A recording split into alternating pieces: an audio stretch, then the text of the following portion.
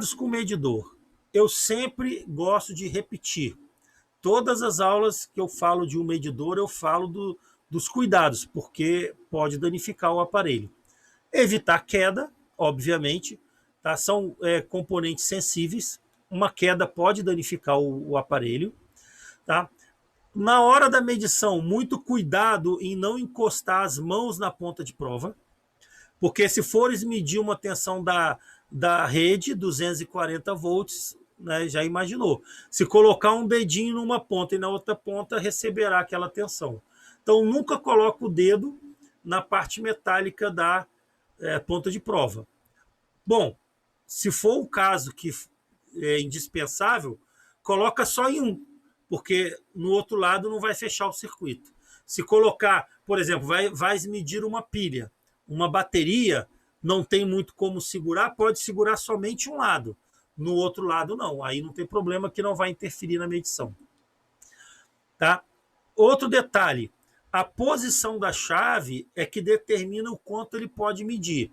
Se eu tenho uma posição de 250 volts, eu não posso colocar mais que 250 volts naquela posição. Tá?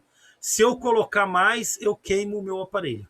Tá? Então, nunca colocar uma tensão acima daquele valor que você está marcado na chave. Então, depois a gente vai ver o procedimento e evita que queime o aparelho. Agora, formador, eu não sei qual a tensão que eu vou medir. Se não sabe o valor, coloca pelo menos na posição máxima, que geralmente é 1000. Dificilmente vai ter ali em algum lugar mais de 1000 volts. Tá? A não ser circuitos que gerem alta tensão. Tá? Existe micro-ondas, existem aparelhos que realmente eles elevam a tensão. Então, nesse caso, tenham cuidado, tá? Mas, normalmente, a posição 1000 resolve o problema em 95% dos casos. Medição contínua tem polaridade, tá? A corrente alternada, nós já estudamos, ela não tem polaridade. Tanto faz a ponta de prova. A corrente contínua tem polaridade. Ah, formador, mas se eu inverter? Bom, se eu inverter as pontas, o mais lá no menos e o menos no mais, a minha tensão vai ficar negativa. Quando aparecer um menos no ecrã, no display, um menos 2 volts, significa que eu inverti a polaridade da tensão contínua. É só isso que vai acontecer. Nesse caso, só acontece isso, não há problema nenhum também. E quando não estiver usando, eu peço sempre para deixar desligado. Tá? Para economizar a energia da bateria, né? É bom deixar sempre em posição desligada. Aqui outro exemplo. Ó. Nesse caso aqui, ele fica desligado aqui nesse botão.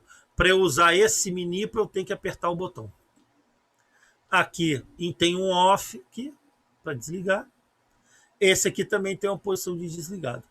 Esse pequenininho aqui, ele é muito bonzinho, porque ele é todo automático, as posições são automáticas. Tu podes observar que aqui não tem valores. Eu coloco em DCV contínuo, eu não preciso escolher posição. Ele mesmo automaticamente vai detectar o valor da tensão e vai adaptar.